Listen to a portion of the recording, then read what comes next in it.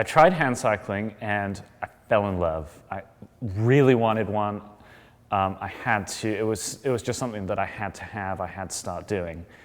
And as soon as I looked into actually getting a hand cycle for myself, I realized that what was available at that time was both terrible and incredibly expensive. And so, you know, I basically said no, and the very first one I built was for me, and that's where it all started. I realized that, you know, there are a lot of people that should enjoy sports that don't for economic reasons, especially people with disabilities. And that was the driving force behind Intrepid, and that's why I kept going with it.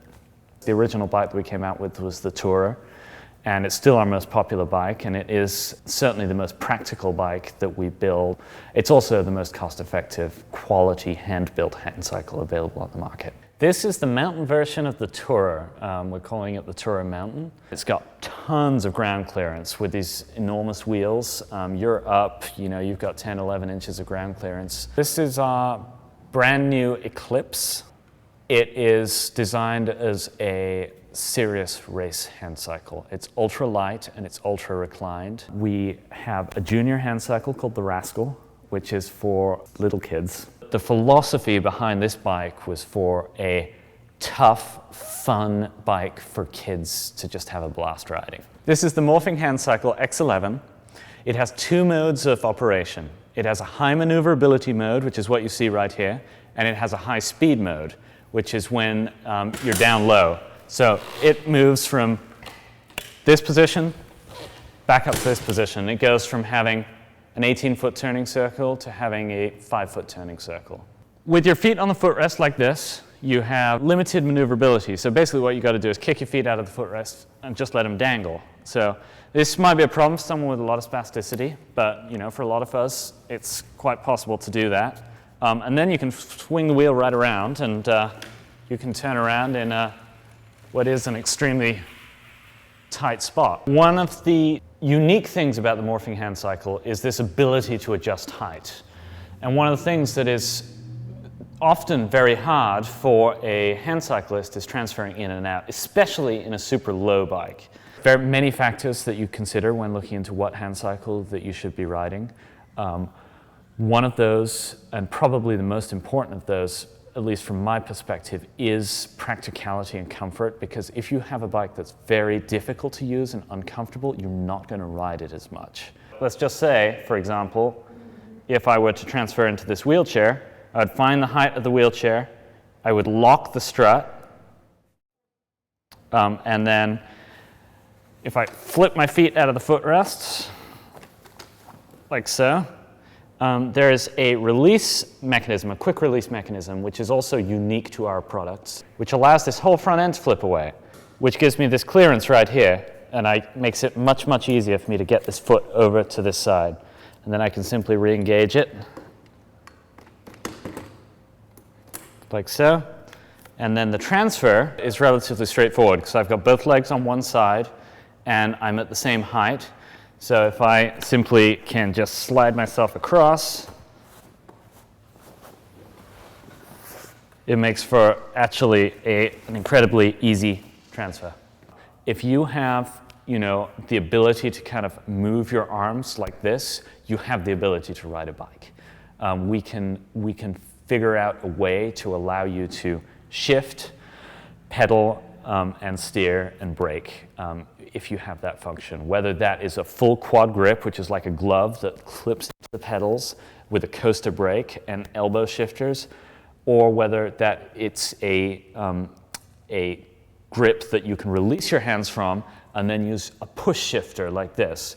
We can pretty much set something up that will allow any quad with this ability to be able to ride the bike. Often, interestingly, the most challenging thing with quads in hand cycles is seating stability, and so that is where we would also kind of spend a lot of time figuring out what is going to be the best solution in terms of seating. Because if a quad has no trunk, no core muscles, and is finding that basically every time they turn they fall out, that's a major problem. So if we can fix that, they're gonna be able to ride it. Now the absolute coolest thing about this design is its ability to fold up and go inside a car, because that is also a huge barrier to people hand cycling. These things are huge, and getting them to go inside a vehicle is a major issue. So check this out. We've got a quick release lever here on the back of the seat, which allows the seat to do that. I can fold down these footrests to reduce the profile, like so. Now, I have this coupling device in the frame, which if I release it,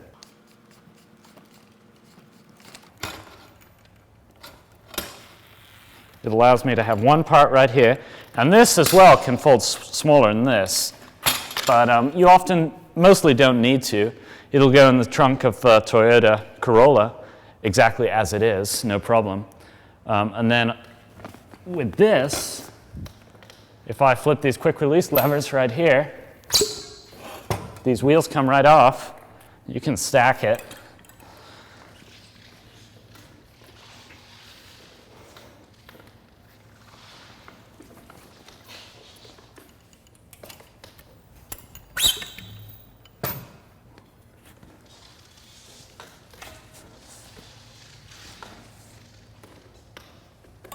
Like so. And with a little nesting, this can fit inside the trunk of a compact car.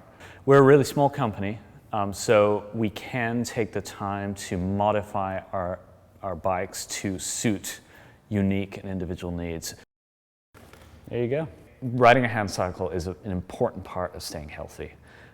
It provides you with a great way to work out, to maintain cardiovascular fitness, and it keeps your body moving. It keeps you in a state that most people take for granted by, running, going to the gym, whatever, and it's tremendously good fun too. It's good for the mind.